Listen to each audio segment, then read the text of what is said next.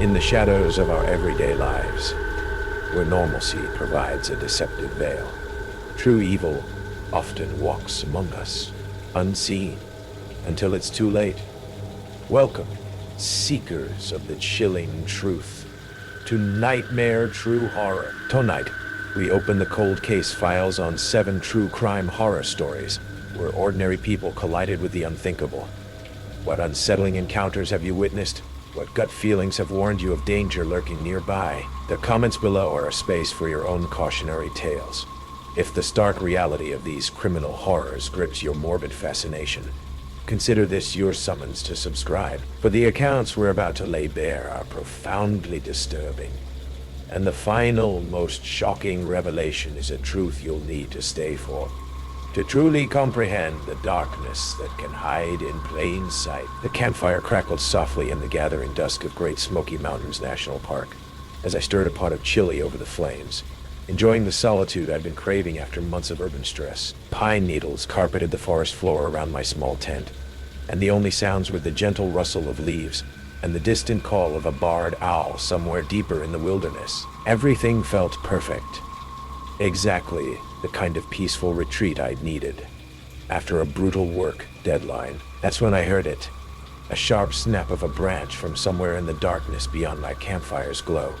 Too loud and deliberate to be a small animal. The sound came from the direction of the trail that led back to the parking area, but it was well past sunset, and most day hikers would have returned to their cars hours ago. I paused in my cooking, straining to listen, but heard only the normal forest sounds that had been my companions all evening. Still, as I sat beside my fire, I couldn't shake the feeling that someone was watching me from the tree line, studying my isolated campsite with patience that felt predatory rather than curious. My name is Sarah Mitchell, and I'm a 29-year-old graphic designer from Nashville who'd driven up to the Smokies for a solo camping trip in October 2023. I've been camping alone for years, always in established campgrounds with other people nearby.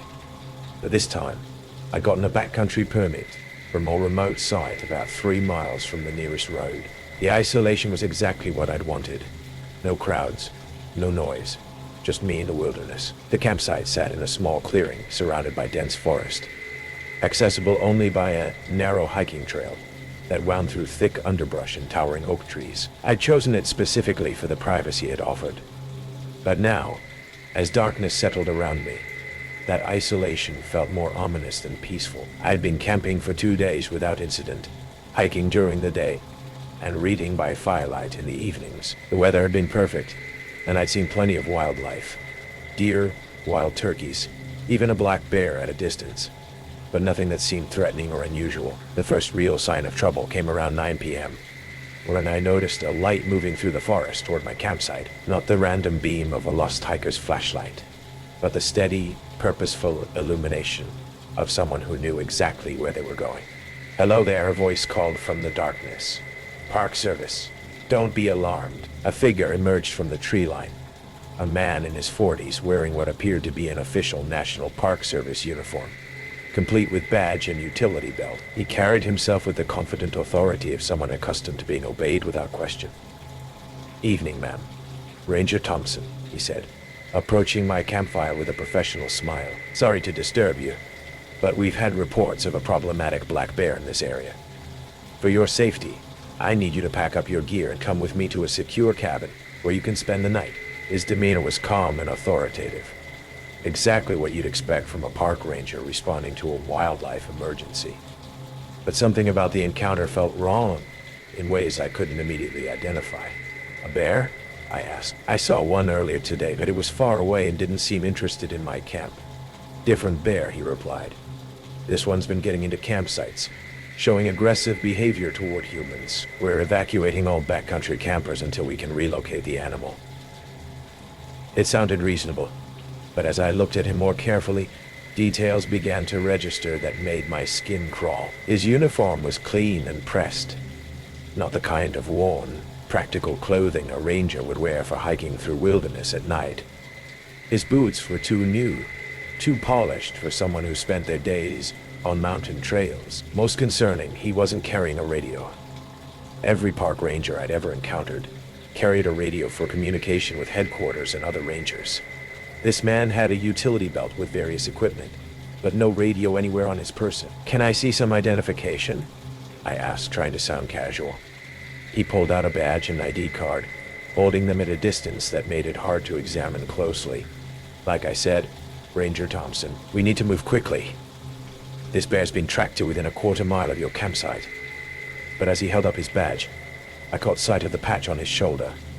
It read Yellowstone National Park, not Great Smoky Mountains. A real ranger wouldn't be wearing the Ron Parks uniform, especially not an emergency call. "Your patch says Yellowstone," I pointed out. He glanced down at his shoulder, and for just a moment his professional mask slipped. "Oh, that. I transferred here recently. Haven't gotten my new patches yet. You know how bureaucracy works." The explanation sounded plausible, but something in his eyes had changed. The friendly authority was still there, but underneath it was something colder, more calculating. "I think I'll just pack up and hike back to my car," I said, standing up and moving toward my tent. "I've got good lights, and I know the trail." "Man, I can't allow you to do that," he said, his voice taking on a harder edge. "The bear's between here and the parking area. It's not safe. I'm ordering you to come with me to the cabin." Ordering me. Real park rangers didn't order civilians around like military personnel. They made requests, offered advice, explained options. This man was trying to establish dominance and control. I looked around my campsite, calculating distances and escape routes. The trail back to the parking area led through dense forest, where he could easily overtake me, but there were other directions I could run, deeper into the wilderness where my knowledge of camping and survival might give me an advantage. "Where's this cabin?" I asked, buying time. "About a mile north of here, Zakura Building. Radio communication.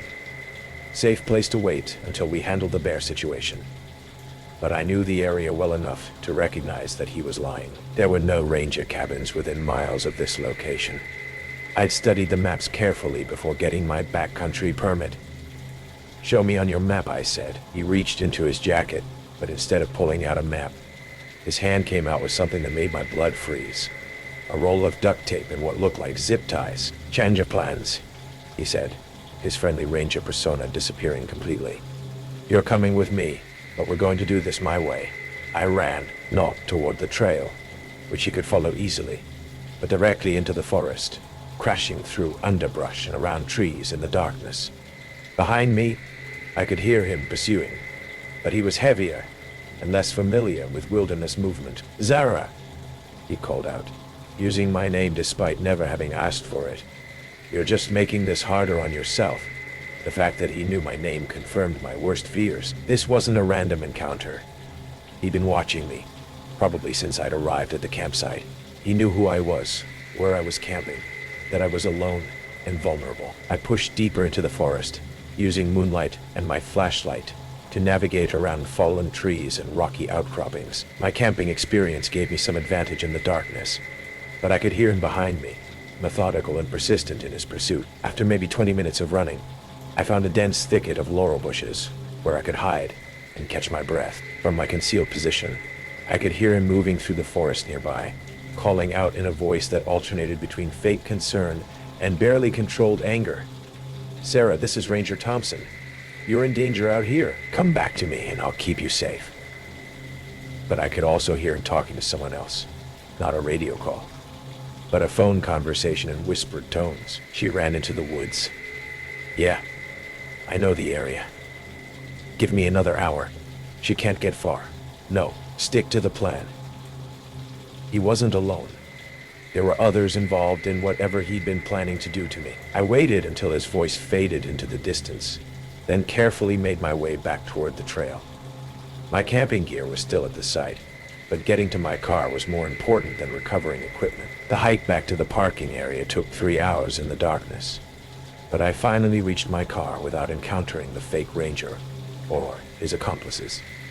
I drove directly to the nearest ranger station and reported the incident. The investigation revealed that Ranger Thompson was actually Marcus Webb, a convicted sex offender who'd been using park ranger impersonation to target solo female campers across multiple national parks. He'd been operating for over 2 years, using authentic-looking uniforms purchased online and studying park layouts to identify isolated camping areas. The zip ties and duct tape found at my abandoned campsite match materials used in at least 3 other attacks where women had been assaulted and murdered in remote wilderness areas. My decision to run instead of trusting his authority had literally saved my life. Webb was arrested 2 days later when he returned to the area, but his accomplices were never identified. The phone conversation I'd overheard suggested a larger network of predators using wilderness areas as hunting grounds. I still camp, but never alone, and I always verify the identity of any authority figure who approaches my campsite. The experience taught me that predators often hide behind uniforms and badges, using our instinct to trust authority figures as a weapon against us. 6 months later, I received a letter forwarded through the National Park Service. No return address. Postmarked from a federal prison. Inside was a topographical map of the Smokies with my abandoned campsite circled in red ink. Someone had written, "Still have your gear, Sarah.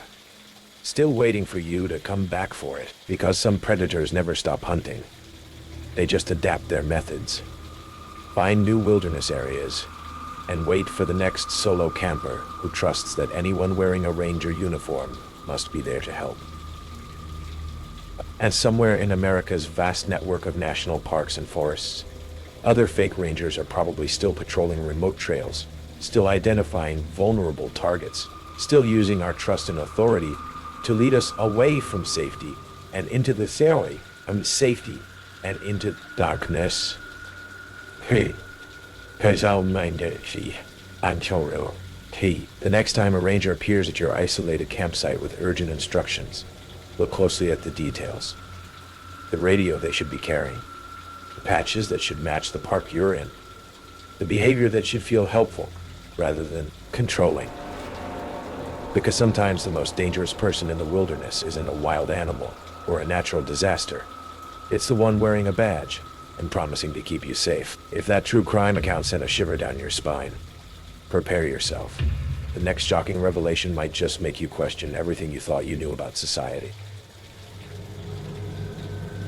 The Phoenix sun was already merciless at 8 a.m., turning the Desert Valley storage facility into a furnace of corrugated metal and concrete. I wiped sweat from my forehead as I approached Unit 247, the keys to my latest auction purchase jangling in my trembling hand. The facility was nearly empty at this hour, most units sealed tight against the desert heat, creating an eerie silence broken only by the distant hum of air conditioning units fighting a losing battle against the Arizona summer. That's when I heard it, a soft, metallic scraping sound echoing from somewhere deeper in the facility, rhythmic and deliberate, like someone methodically dragging heavy chains across concrete. The sound stopped abruptly when my footsteps paused, replaced by a silence so complete it felt unnatural.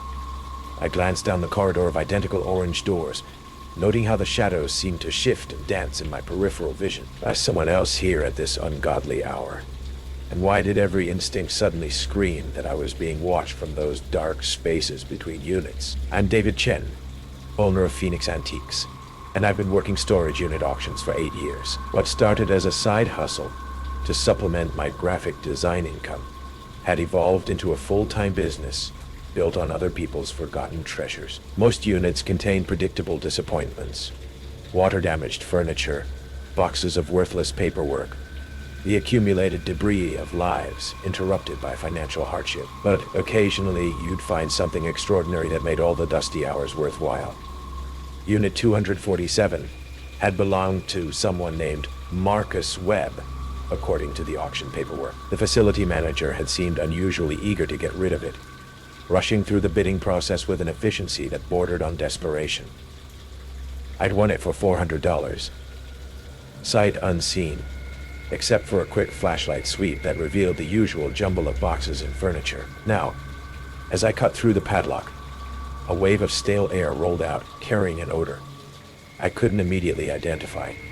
Something sweet and metallic beneath the expected mustiness of abandoned belongings. The unit was packed floor to ceiling with what appeared to be typical household items: warped particle board furniture, stacks of yellowed newspapers, and dozens of cardboard boxes sealed with ancient packing tape, but tucked away in the very back.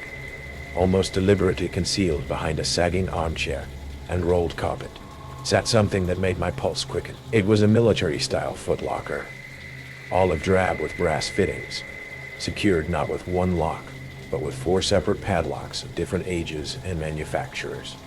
Someone had gone to extraordinary lengths to keep this container secure. The locks resisted my bolt cutters, each one a small battle that echoed through the enclosed space. When the final padlock gave way with a sharp crack, the trunk opened with a soft hiss, as if it had been vacuum sealed. The smell that escaped was immediately recognizable now. The sickly sweet odor of old blood mixed with something chemical and preservative. Inside, the trunk was organized with military precision. The first compartment contained a stack of driver's licenses, held together with rubber bands, each one featuring a young woman with dark hair and bright eyes. I recognized some of the faces immediately. Emily Martinez, the SEU student who'd vanished from a Tampa parking garage 3 years ago. Sarah Chen, the nurse who disappeared after her night shift at Phoenix General. Chloe Davis, the hiker who'd never returned from Camelback Mountain. 23 licenses total, spanning nearly a decade, each representing a life cut short and a family left wondering. The second compartment contained tools, but not the kind you'd find at Home Depot. These were surgical instruments, some modified with custom grips and extensions, others clearly repurposed from their medical origins. Bone saws, scalpels, and extraction tools, all bearing dark stains that had been scrubbed, but never completely removed. At the bottom lay jewelry, earrings, necklaces, and rings, organized in small plastic bags, with dates written in precise handwriting. My hands shook as I photographed everything with my phone, each click of the camera feeling like a violation. This wasn't someone's abandoned storage. This was a serial killer's trophy collection, hidden away while he served time for some lesser crime. That's when my phone rang. "Mr. Chen? This is Patricia from Desert Valley Storage. I've got some unusual news about Unit 247. My throat constricted. "What kind of news?" "The previous owner, Marcus Webb, was just released from prison yesterday. He's claiming there was a mistake with the auction. Says he had a family member making payments that got lost in our system. He wants to reclaim some personal items, and he's on his way to the facility right now. Should be there within the hour." I dropped the phone, my mind racing. Marcus Webb wasn't just the previous owner. He was a predator who'd been locked away for years, and now he was coming back for his collection of human trophies. I was alone in a storage facility with evidence of multiple murders, and the killer was heading straight for me. I tried calling 911, but my phone showed no signal. The metal buildings created dead zones throughout the facility. I could hear a car engine in the distance, gravel crunching under tires as someone pulled into the parking lot. Too soon.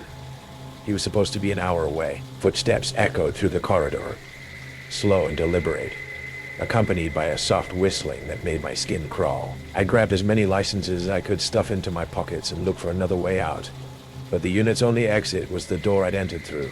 "Hello," there a voice called out, cultured and patient. "I believe you have something that belongs to me." A figure appeared in the doorway, tall, lean, maybe 55, with graying hair and pale blue eyes that seemed to catalog every detail of my appearance. He wore a simple button-down shirt and khakis, looking more like a college professor than a serial killer. "You must be Mr. Chen," he continued, stepping into the unit with casual confidence. "I'm Marcus Webb. I see you've been exploring my collection." I backed against the far wall, my hand closing around the bolt cutters. "The police are on their way." His smile was thin and cold. "No, they're not. Cell service is terrible in here. And you haven't had time to reach a landline. I've been planning this conversation for 2 years, Mr. Chen. Every detail, every contingency." He gestured toward the open trunk. 23 beautiful women, each one perfect in her own way. "Do you know how difficult it is to find the right subjects, the right combination of vulnerability and beauty? It's an art form, really. You're insane." "I'm thorough," he corrected. "Each selection was carefully researched, each acquisition meticulously planned. I studied their routines, their relationships, their likelihood of being missed. The licenses are just mementos, The real treasures are the memories. He took another step closer, and I could see something metallic glinting in his hand. One of the surgical tools from his collection. "You've contaminated my workspace," he said, his voice losing its conversational tone. "Touch things that weren't meant for civilian hands. That creates a problem I'll need to solve." I swung the bolt cutters at his head, but he was faster than his casual demeanor suggested. He ducked and grabbed my wrist, his grip surprisingly strong for someone his age. "Fighting will only make this more difficult," he said calmly. "I prefer my subjects cooperative." I drove my knee upward, connecting with his stomach. He grunted and loosened his grip just enough for me to break free. I bolted for the door, screaming for help as I ran down the corridor toward the main office. The facility felt like a maze, every turn revealing another row of identical units. Behind me, I could hear Webb's footsteps, no longer patient but purposeful. He knew this place, had probably scouted it thoroughly before storing his collection here. I reached the emergency exit at the back of the facility and slammed against the release bar. The alarm shrieked through the building, a piercing wail that echoed off the metal walls. I burst into the blazing Phoenix sun and kept running until I reached the main road, flagging down a passing delivery truck. The police arrived within minutes, but Webb was gone. They found his car abandoned in the parking lot, the trunk empty, except for cleaning supplies and duct tape. The investigation that followed revealed the full scope of his operation. A mobile serial killer who used storage facilities across the Southwest to hide evidence while he moved from city to city. Webb had been imprisoned for an unrelated assault charge, but investigators had never connected him to the missing women. The storage unit had been his insurance policy, a place to keep his trophies safe until he could return to claim them. He was never recaptured. Despite a massive manhunt involving multiple states, Marcus Webb vanished as completely as his victims had. The FBI believes he's still operating somewhere in the Southwest, possibly using a new identity and new storage facilities to continue his work. I sold my antique business and moved to Seattle, unable to continue work that involved exploring other people's abandoned belongings. The experience taught me that evil doesn't announce itself with dramatic flourishes. It hides behind ordinary transactions and legitimate businesses, patient and methodical in its pursuit of victims. The most terrifying realization isn't that monsters exist. It's that they understand our systems better than we do, using our trust in routine commerce to hide their predatory activities. Storage facilities, estate sales, classified ads, all of the mundane infrastructure of American life can become hunting grounds for those patient enough to wait for the right opportunity. And sometimes, late at night, when I hear sirens in the distance, I wonder about all those other storage units scattered across the country, all those abandoned belongings waiting to be discovered. Because in America's vast network of self-storage facilities, anyone can rent a space to keep their secrets, and some secrets are too horrible for the living to find. The reality of these criminal acts is often more terrifying than any fiction, and the next story is a stark, true reminder of just that. You won't want to miss it. The notification sound from my phone cut through the silence of my Honda Civic like a blade. I glanced at the screen while stopped at the red light on Maple Street, 3 blocks from home. Unknown number. The message made my blood freeze. You take the same route every night. Left on Maple, right on Oak, straight to 1247 Birch Lane. You should mix it up. I looked up at my rearview mirror and saw the dark sedan that had been following me for the past week, its headlights glowing like predatory eyes in the December darkness. The driver's face was hidden behind the windshield glare, but I could feel someone watching me, studying my every move. How long had they been taking notes? I'm Jessica, 28, a marketing coordinator for a mid-sized insurance firm in Columbus, Ohio. I'd been working late shifts for the past month, usually leaving the office around 9:30 when the parking garage was nearly empty. The routine was simple. Down 3 flights of concrete stairs, across the dimly lit garage to my car. Then the same 15-minute drive home through suburban streets lined with modest ranch houses and bare winter trees. The first time I noticed the sedan was a Tuesday night in early December. Dark blue or black, maybe a Camry or Accord, always maintaining the same distance behind me. At first, I assumed it was just coincidence, someone else heading home in the same direction. But by Thursday, I started paying attention. The car would appear in my mirrors as I left the parking garage, follow me through the same sequence of turns, then disappear when I pulled into my driveway. By the following week, I was checking my mirrors obsessively. The sedan was always there, lurking 2 or 3 car lengths behind. Never closer, never farther. When I'd slow down, it would slow down. When I'd speed up slightly, it would match my pace exactly. The driver never passed me, never turned off on a side street, just followed, patient and methodical. I started varying my routine, taking different streets, stopping at a 24-hour gas station, even driving around the block a few times. But the sedan always reappeared, like it knew exactly where I was going. The driver seemed to anticipate my movements, sometimes taking shortcuts that brought them back into my mirrors just when I thought I'd lost them. The text message changed everything. Someone wasn't just following me randomly. They were studying me, learning my patterns, documenting my life. I screenshot the message with shaking hands and immediately called my sister Amy. "You need to call the police," she said after I explained the situation. "This is stalking, Jess. This is serious." But what could I tell them? That a car had been following me, that someone knew my address, which was probably public record anyway. I had no license plate number, no clear description of the driver, just a growing sense of dread that followed me everywhere. The next night, I left work at 8 instead of 9:30, hoping to throw off the pattern. But as I descended into the parking garage, I heard the distinct sound of a car engine starting somewhere in the shadows.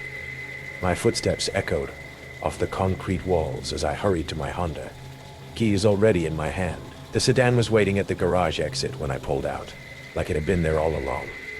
This time, I decided to confront the situation.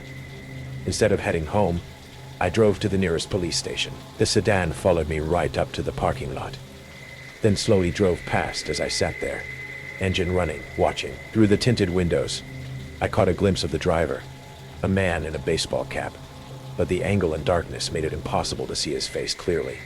Officer Martinez listened to my story with professional concern but limited options. "Without a license plate or direct threat, we can't do much," he explained. "But we'll increase patrols in your neighborhood and document everything. Times, locations, any additional contact." As if on cue, my phone buzzed. Another unknown number. "The police can't help you. I know where you work, where you live, where you shop. You can't hide from someone who's been watching this long." The blood drained from my face as I showed Officer Martinez the message. This was escalating beyond simple surveillance. Someone had been building a comprehensive profile of my life, and now they were making contact. "We need to take this seriously," Martinez said, his tone shifting. "I'm going to have a patrol car follow you home tonight, and we'll set up some surveillance of your house."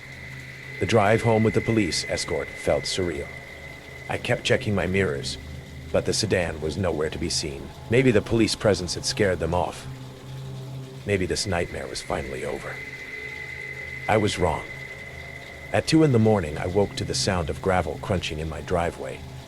I crept to the bedroom window and peered through the blinds. The dark sedan was parked directly behind my Honda, blocking me in. The driver was still inside, just sitting there waiting. I called 911 with trembling fingers, whispering my address and the situation. The dispatcher assured me a patrol car was on the way, but it would be at least 5 minutes. I watched the sedan through the window, my heart pounding so hard I could hear it in my ears. Then the driver got out. He was tall, maybe 6 feet, wearing dark clothing and that same baseball cap. But what terrified me most was how casually he moved, like he owned the place. He walked slowly around my car, peering into the windows, then approached my front door. The doorknob turned. I'd locked it. I was sure I'd locked it, but the handle was moving. I grabbed the baseball bat I kept by my bed and crept toward the living room, phone still pressed to my ear as the dispatcher tried to keep me calm. The front door was still closed, but I could hear footsteps on the porch, moving deliberately from window to window. He was testing them, looking for a way in. At the kitchen window, I heard a soft scratching sound, something metal against glass. That's when the sirens finally pierced the night air. The footsteps stopped immediately, followed by the sound of running feet across gravel. By the time the patrol cars arrived, the sedan was gone, leaving only tire tracks in my driveway and scratches around the kitchen window where someone had tried to pry it open. The investigation revealed that my stalker had been far more thorough than I'd imagined. He'd been photographing my house, my car, documenting my routines for months. They found a GPS tracker hidden under my Honda's rear bumper and evidence that he'd been going through my trash, collecting personal information. But they never found him. Detective Johnson explained that the phone numbers were burner phones, probably discarded after each message. The sedan had been stolen from a parking lot across town. No fingerprints, no DNA, no witnesses who could provide a clear description. The good news is, these types of stalkers usually move on once they realize they're being actively investigated, Johnson assured me. The thrill is in the control, the secrecy. Once that's gone, they typically find another target. I moved to a different apartment across town, changed my phone number, altered my work schedule. For months, I lived in constant fear, checking mirrors, varying my routes, never feeling truly safe. The official stalking stopped, but the psychological scars remained. Every dark sedan made my pulse race. Every unknown number made my hands shake. I installed security systems, took self-defense classes, carried pepper spray everywhere. But it's been 6 months now since the last incident, and I'm starting to feel like maybe Detective Johnson was right. Maybe my stalker really did move on to someone else. Though sometimes, late at night when I'm driving home from work, I'll notice a car maintaining the same distance behind me, never passing, never turning off. Different make, different color, but the same patient persistence. And I can't help but wonder if he's still out there, watching, waiting, just better at staying hidden now. That was just one glimpse into the dark side of humanity. Are you ready for another? Because the next chilling true crime story is coming right up. And the city sleeps, but I don't. My peace comes after midnight, pounding the pavement of the Greenbelt Trail, a ribbon of asphalt that cuts through a dark stretch of park lining the river. The air is cool, the world is quiet, and the rhythmic slap of my running shoes is a form of meditation. For a year, this has been my ritual, my way of exercising the day's stress. The first sign that something was wrong was small. Trivial, a single brightly colored child's marble, placed neatly on top of a specific fence post at the 2-mile marker. The first time I saw it, a flash of blue in my headlamp's beam, I smiled. A kid must have left it. But the next night, it was a different color. Red. The night after that, green. It wasn't a lost toy. It was a message, a marker. Then came the feeling, that ancient electric hum on the back of the neck that says you are no longer alone. I'd be in the middle of my run, lost in the rhythm, and a sudden oppressive awareness would descend. I'd glance over my shoulder, scanning the deep, inky shadows between the trees that lined the path. Nothing, but the feeling lingered. A cold passenger that ran beside me. One night, I saw him. Or rather, I saw his silhouette. Far behind me, at the very edge of my headlamp's throw, was a figure, another jogger. I told myself, my heart giving a nervous little flutter. But he didn't run like a jogger. His pace was a slow, deliberate shuffle, and he stayed perfectly in the center of the path, a dark shape moving through the darkness. I picked up my pace, and when I risked a look back a few minutes later, he was gone. But I knew, with a certainty that chilled me to the bone, that he was still there, somewhere in the trees, watching. The Greenbelt Trail was no longer my sanctuary. It became a place of escalating dread. The marbles kept appearing, each a different color, a silent announcement that he was there, that he was waiting. The figure appeared more frequently, always distant, always a vague, ill-defined shape in the periphery. He never got closer, but his presence was a constant, oppressive weight. I tried to reclaim my routine. I told myself I was being paranoid, letting my imagination get the better of me. I was a grown woman, a rational person, but the fear was a living thing, a parasite that fed on the solitude I once cherished. The questions began to haunt me. Why was he always so far behind? Why did he never try to catch up? It wasn't the pace of an attacker. It was the pace of a student, a researcher. He wasn't chasing me. He was observing me, learning my patterns, my speed, the exact rhythm of my breath. I changed my route, switching to the city streets, the well-lit, empty boulevards of the downtown business district. For 2 nights there was nothing. A profound sense of relief washed over me. I had been foolish, hysterical. It was over. I had been foolish, hysterical. It was over. On the 3rd night, I stopped at a crosswalk, waiting for the light to change. My breath plumed in the cold air. Across the street, standing under a flickering street lamp, was a man. A tall, thin silhouette. He didn't move. He just stood there, watching me. Then, he lifted a hand to his face, and saw a tiny glint of reflected light. He was holding something small and round, a marble. He rolled it between his fingers, then dropped it. It made a soft ticking sound as it skittered into the gutter. My blood turned to ice. It wasn't the trail, it was me. The light changed. I didn't cross. I turned and ran, my lungs burning, my feet pounding on the unforgiving concrete. I didn't know where I was going, only that I had to get away. I glanced over my shoulder.